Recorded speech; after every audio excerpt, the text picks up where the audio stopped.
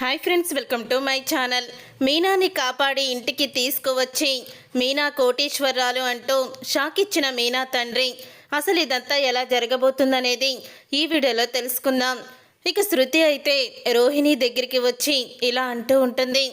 మీనా ఉదయం నుంచి కనిపించడం లేదు, ఎక్కడికి వెళ్ళిందో నీకు తెలుసా రోహిణి అని అడుగుతుంది. నాకు తెలీదు శృతి, తన గురించే నేను కూడా ఎదురు చూస్తున్నాను అని రోహిణి అయితే అంటుంది. ఇంతకీ మీనా, నన్ను అనుకుని మీనాని ఆ దినేష్ గాడు కిడ్నాప్ చేశాడు.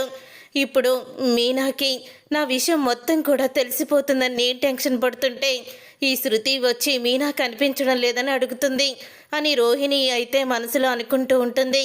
అప్పుడే ఇక ప్రభావతి వచ్చి ఆ మీనా ఎప్పుడూ కూడా పని ఎగ్గొడదామనే చూస్తూ ఉంటుంది. అందుకనే తొందరగా రాలేదు అని అంటూ ఉంటుంది. ప్రభావతి, ఈరోజు పండగ కదా, అందుకని పని ఎక్కువ ఉంటుందని ఈ పూలు అంకతో బయటికి పోయి ఉంటుంది అని అనగానే, అదేంటత్తయ్య అలా అంటున్నారు? మీనా ఎప్పుడూ కూడా పని ఎగ్గొట్టాలని చూడదు, మీనా గురించి అలా మాట్లాడకండి అని శృతి చెప్తూ ఉంటే, అది కాదమ్మా, అంటే మామూలు మరి పని ఎక్కువైనప్పుడు ఇలాంటి పనులు ఆపేసుకోవాలి కదా, మీకు పనులున్నాయి, మరి మీరు ఆపేసుకోలేదా అని అంటూ ఉంటే, మా ప్రొఫెషన్ వేరు, తన ప్రొఫెషన్ వేరు, అసలు ఈరోజు పండగ కదా, మరి పండగ రోజు డెకరేషన్ కోసం పువ్వులు అడుగుతారు కదా ఆంటీ అని శృతి అయితే చెప్తుంది. తర్వాత ఇక బాలు అయితే మీనాని ఎవరు కిడ్నాప్ చేసి ఉంటారని చాలా భయపడిపోతూ ఉంటాడు. ఇక మీనాని ఎవరు కిడ్నాప్ చేసి ఉంటారా అని మొత్తం కూడా వెతుకుతూ ఉంటాడు. ఈలోగా పార్వతి అయితే ఫోన్ చేస్తుంది. పార్వతి ఫోన్ చేసి మీనాని ఎవరు కిడ్నాప్ చేశారు బాబు అని అడుగుతుంది. ఈ విషయం మీకెలా తెలుసు అని బాలు అయితే షాక్ అయిపోయి అడుగుతూ ఉంటాడు. ఏం లేదు బాబు, నేను మీనా ఫోన్కి ఫోన్ చేశాను, అప్పుడే ఎవరో ఒక ఆమె ఫోన్ లిఫ్ట్ చేసి ఈ ఫోన్ గల అమ్మాయిని ఎవరో రౌడీలు కిడ్నాప్ చేసి తీసుకువెళ్ళిపోయారమ్మా అని చెప్పి అంది. ఎవరో తెలియడం లేదు, మీనాకేమైంది బాబు అని అంటూ కంగారు పడుతూ పార్వతి అయితే ఫోన్ చేస్తుంది. అప్పుడే పూలు డెలివరీకని వెళ్ళింది అత్తయ్య, మరి అక్కడ ఎవరు తనని తీసుకువెళ్ళిపోయారో అర్థం కావడం లేదు, నేను కూడా తన గురించే వెతుకుతున్నాను అని బాలు అయితే అంటూ ఉంటాడు. తరువాత బాలు అలా అన్న తర్వాత అప్పుడే ఇంకా బాలు ఇంటికైతే ఫోన్ చేస్తాడు. రవికి ఫోన్ చేసి, రే మీనాని ఎవరో కిడ్నాప్ చేశారా, ఏమీ అర్థం కావడం లేదు, ఇంటికి ఏమన్నా వచ్చిందా అని అడుగుతూ ఉంటే, అవునా, అదేంటన్నయ్య, అసలు వదిన ఎవరు కిడ్నాప్ చేస్తారు, ఆ అవసరం ఎవరికి ఉంది అని అంటూ ఉంటాడు. రవి అయితే, అదే నాకు అర్థం కావడం లేదురా, మీనాని నేను వెతుకుతున్నాను, కానీ ఇంట్లో ఈ విషయం నువ్వు చెప్పొద్దు, ఇంట్లో ఈ విషయం చెప్తే మళ్ళీ అందరూ కూడా కంగారు పడతారు, ముఖ్యంగా నాన్న కంగారు పడతారు అని అంటూ ఉంటాడు.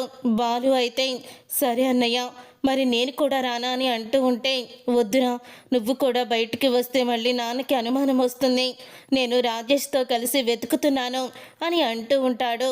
బాలు అయితే అప్పుడు ఇక బాలు ముందు గుణ దగ్గరికి అయితే వెళ్తాడు. గుణ దగ్గరికి వెళ్ళి, నా భార్యని ఎక్కడ దాచిపెట్టావురా అని గుణాని నిలదీస్తూ ఉంటాడు. అప్పుడే గుణ అయితే, నీ భార్యని నేను దాచిపెట్టడం ఏంటి అని అంటూ ఉంటాడు గుణ.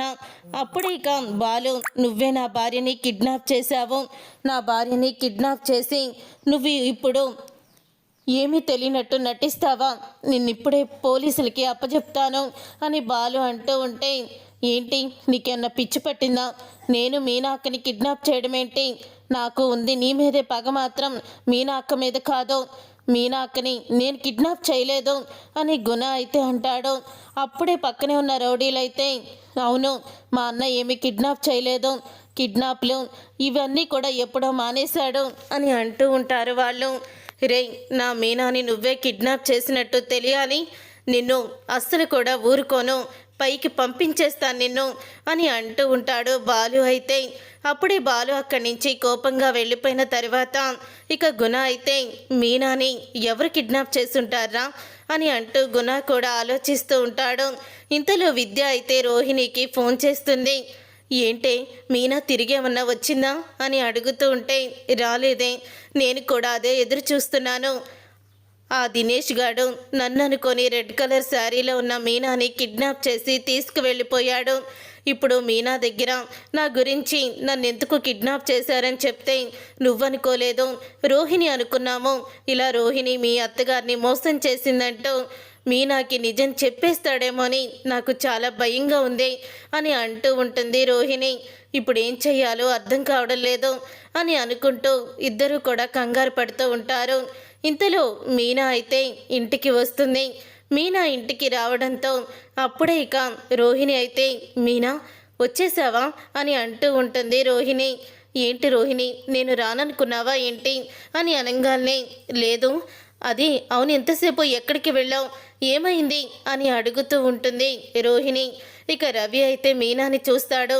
వదిన మీరు వచ్చేసారా, మిమ్మల్ని కిడ్నాప్ చేశారని బాలు అన్నయ్య అన్నాడు, మీరు ఎలా వచ్చారు వదిన అని అడుగుతూ ఉంటాడు. రవి అయితే నన్ను ఇతను తీసుకువచ్చారు రవి అని అంటూ ఒక పెద్ద ఆయన్ని చూపిస్తారు.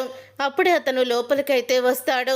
సరైన సమయానికి ఈయన వచ్చి నన్ను కాపాడారు, ఈయన్ని చూసి రౌడీలు పారిపోయారు అని అంటూ ఉంటుంది. మీనా అయితే అమ్మయ్య మీనాకి ఆ దినేష్ గారు ఏం చెప్పలేదని అర్థమవుతుంది అని ఊపిరి పీల్చుకుంటుంది రోహిణి. అయినా నిన్నెవరు కిడ్నాప్ చేస్తారు అని చెప్తూ అడుగుతూ ఉంటుంది ప్రభావతి. ఇంతలో ఇక రవి అయితే బాలుకి ఫోన్ చేసి అన్నయ్య వదిన ఇంటికి వచ్చేసింది అని అనగానే ఇక ఇంటికైతే వస్తాడు బాలు. పార్వతి కూడా మీనా ఇంటికి వచ్చేసిందని చెప్పడంతో పార్వతి కూడా ఇంటికి వస్తుంది. మీనా ఏమైంది మీనా, ఇప్పుడు దాకా ఎక్కడున్నావో, అసలు నిన్ను ఎవరు కిడ్నాప్ చేశారు అని అడుగుతూ ఉంటే ఎవరో నాకు తెలియదండి, కిడ్నాప్ చేసి తీసుకువెళ్తుంటే ఇంగో ఈయనే కారులో వచ్చి నన్ను కాపాడి ఇంటికి తీసుకువచ్చారు. ఈయనే గనక ఈరోజు లేకపోతే మీ కళ్ళ ముందు నేను ఇలా ఉండేదాన్ని కాదేమో అని అంటూ ఉంటుంది మీనా. సరైన సమయానికి వచ్చి నా భార్యని కాపాడాడు సార్, మీ రుణం నేను ఎలా తీర్చుకోగలను అని అంటూ ఉంటాడు బాలు. అయితే ఇక బాలు అన్న మాటలకి బాబు నేను దారిలో వస్తూ ఉంటే ఈ అమ్మాయిని కొంతమంది రౌడీలు కిడ్నాప్ చేయడం చూశాను, అప్పుడే కారు వెనకాలే పరిగెత్తుకుంటూ వెళ్ళాను, అప్పుడు మీనాని కాపాడాను, తను నా కూతురు లాంటిది, నా కూతురు ఉండుంటే తనకి ఇంత వయసే ఉండేది అని అతనైతే చెప్తాడు. ఇంతలో పార్వతి అయితే వస్తుంది. ఇక పార్వతి వచ్చి మీనాని పట్టుకొని అమ్మ మీనా నీకేం అవ్వలేదు కదా అని అంటూ ఉంటుంది. ఇక అంటూ ఉండగానే ఏం లేదమ్మా ఇతనే నన్ను కాపాడాడు అని మీనా అయితే చూపిస్తుంది అతన్ని. అప్పుడే పార్వతి అయితే అతన్ని చూసి షాక్ అయిపోతూ ఉంటుంది. ఇక అతన్ని చూసి షాక్ అయిపోతూ మీనా అయితే ఇలా అంటూ ఉంటుంది, ఏంటమ్మా అలా ఉండిపోయావేంటి, అతను నీకు తెలుసా అని అడుగుతూ ఉంటే నాకు తెలీదమ్మా అని పార్వతి చెప్తుంది. నువ్వు ఎంత డ్రామాలు మొదలు పెట్టావే, ఇంట్లో పని ఎగ్గొట్టాలని, వాళ్ళు కిడ్నాప్ చేశారు వీళ్ళు కిడ్నాప్ చేశారు అని అంటున్నావు కదా అని అంటూ ఉంటుంది ప్రభావతి. ఏంటి ప్రభా నీకు బుద్ధుందా, ఒక పక్క అతను కాపాడి తీసుకొచ్చానని చెప్తూ ఉంటే ఇంకా నువ్వు పని ఎగ్గొట్టడానికంటావేంటి, అయినా ఇప్పటి వరకు కూడా నువ్వు ఇద్దరు కోడళ్ళు కోటీశ్వరులని, మీనా కోటీశ్వరాలు కాదని ఇక ఇష్టం వచ్చినట్లు మాట్లాడుతున్నావు, మరీ మనిషికి ఇంత డబ్బు పిచ్చి ఉండకూడదు అని అంటూ ఉంటే ఏంటండి మీరు ప్రతిదానికి నన్నే అంటారేంటి, వాళ్ళు పేదవాళ్ళు కాబట్టి పేదవాళ్ళు అయ్యాము, మీనా కోటీశ్వరాలా కాదు కదా, మీనా ఎప్పుడు కూడా నా కోడళ్ళతో తొలతూగలేదు, ఎప్పుడు నా కోడల్ని మించి తను వెళ్ళలేదు పై స్థాయికి, తను పూలు అమ్ముకొని ఏం చేసినా సరే నా కోడళ్ళ కన్నా కోటీశ్వరాలు కాదు అని మీనాని తిడుతూ ఉంటుంది. అయినా ఇలాంటి గతి లేని వాళ్ళని తీసుకువచ్చి ఇంటికి కోడలుగా చేశారు, ఇలాంటి వాళ్ళని చూస్తూ ఉంటేనే నాకు చిరాకు అని పార్వతిని కూడా అంటూ ఉంటుంది. అప్పుడే ఇక మీనాని కాపాడి తీసుకొచ్చిన వ్యక్తి అయితే నోరు ముయ్యండి, ఎవరిని పట్టుకొని ఏమంటున్నారో, ఎవరు కోటీశ్వరాలు కాదో, మీనా నా కన్న కూతురు, తను కోట్లకి ఒక్కతే వారసురాలు అని గుండె పగిలే నిజాన్ని బయట పెడతాడు అతను. ఆ మాట విని అందరూ కూడా షాక్ అయిపోతూ ఉంటారు.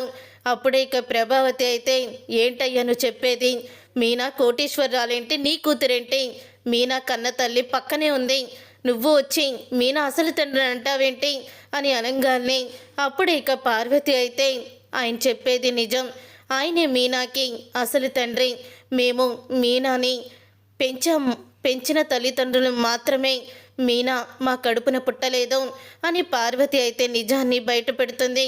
అది విని ఒక్కసారి మీనా అయితే ఏంటమ్మా నువ్వు చెప్పేది అని అనగానే అవునమ్మా నువ్వు మా కన్న బిడ్డవి కాదు.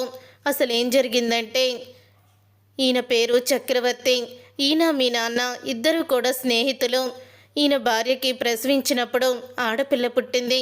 ఆ ఆడపిల్ల ఎదిగి అమ్మ అని పిలిస్తే తల్లికి ప్రాణగండమని ఒక పూజారి గారు చెప్పారు. ఇక దాంతో ఆయన నేను నా భార్యని కోల్పోలేను, అలాగని నా బిడ్డని వదులుకోలేను, రే నీ దగ్గరే నా బిడ్డని ఉంచు, నీ దగ్గరే పెరగనివ్వంటూ మా చేతుల్లో పెట్టాడు. తరువాత ఆయన ఆవిడ్ని తీసుకొని దూరంగా అమెరికాకి వెళ్ళిపోయాడు అని అంటూ ఉంటుంది పార్వతి. పార్వతి మాట విని నువ్వు చెప్పింది నిజమే పార్వతి, కానీ తర్వాత నా భార్య రోగంతో కొన్ని రోజులకి చనిపోయింది. కొన్ని రోజులకి చనిపోయిన తర్వాత నేను అక్కడ కూడా బిజినెస్ చేసి బాగా సంపాదించాను. తర్వాత నేను పెళ్లి చేసుకోలేదు. మీనా కోసమే నేను ఈ ఊరు వచ్చాను. ఆ ఊరు వెళ్ళి మొత్తం కూడా వెతికాను, మీరు అక్కడ లేరు. ఇప్పుడు ఆ దేవుడు నా కూతుర్ని కాపాడుకునే అవకాశం ఇచ్చి నాకు కనిపించేలా చేశాడు. మీనా కోటీశ్వరాలు, తన పేరున ఎన్నో కోట్ల విలువైన ఆస్తులున్నాయి. మీ కోడళ్ళు నా కూతురు కాలి గోటికి కూడా సరిపోరు అని అంటూ అతనైతే ఊహించని షాక్ ఇచ్చేస్తాడు ప్రభావతికి. అప్పుడే అది విని ఒక్కసారి రోహిణి షాక్ అయిపోతూ ఉంటుంది. ఇదేంటి సడన్గా మీనా కోటీశ్వరాలు అయిపోయింది, ఇప్పుడు శృతి కోటీశ్వరాలే, మీనా కోటీశ్వరాలే, ఎటొచ్చి నేనే పేదింటి అమ్మాయిని, నాకు డబ్బు లేదని నేను కోటీశ్వరాల్ని కాదని తెలిసిన రోజు నా పరిస్థితి కుక్క కన్నా హీనంగా ఉంటుందేమో అని రోహిణి అయితే ఇక చాలా టెన్షన్ పడుతూ ఉంటుంది. ఎందుకమ్మా ఇన్ని మాటలు పడుతూ ఇక్కడ ఉండాలా? అసలు డబ్బుతోనే మనుషుల్ని చూసే స్థాయిలో ఉన్న ఈవిడికి బంధాల విలువ తెలుసా అసలు? అయినా కోటీశ్వర్లు అంటుంది, ఈవిడి దగ్గర ఎన్ని కోట్లున్నాయి అని అడుగుతూ ఉంటాడు. తన భర్త ఒక బస్సు డ్రైవర్ అని చెప్తున్నారు. అలాంటి బస్సు డ్రైవర్కి భార్య, మరి ఈవిడ స్థాయి కూడా నీ స్థాయే కదా అని అంటూ ప్రభావతికి షాక్ ఇస్తాడు. ఇంకోసారి నా కూతుర్ని తక్కువ చేసి మాట్లాడారంటే మాత్రం ఊరుకునే ప్రసక్తే లేదు అంటూ ప్రభావతికి వార్నింగ్ ఇస్తాడు. చూసారుగా ఫ్రెండ్స్, రాబోయే కథలో ఖచ్చితంగా ఇలాగే జరగబోతుంది. మరి ఇలాగే జరగాలని మీరైతే కోరుకుంటున్నారా? అయితే వీడియోని తప్పకుండా లైక్ చేసి ఛానల్ని సబ్స్క్రైబ్ చేసుకొని పక్కనే ఉన్న గంట సింబల్పై ఆలని క్లిక్ చేయండి. అప్పుడే మేము పెట్టే ప్రతి వీడియో మీరు మిస్ కాకుండా చూసేవచ్చు.